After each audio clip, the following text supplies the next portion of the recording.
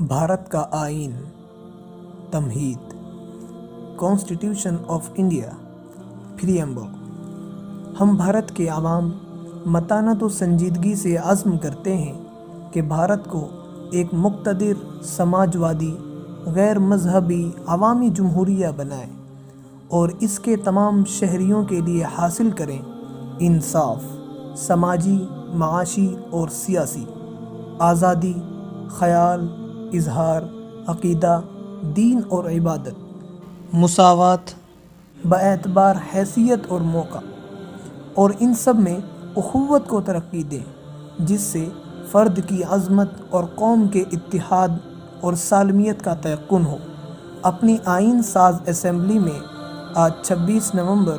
1949 کو یہ آئین ذریعہ ہاذا اختیار کرتے ہیں،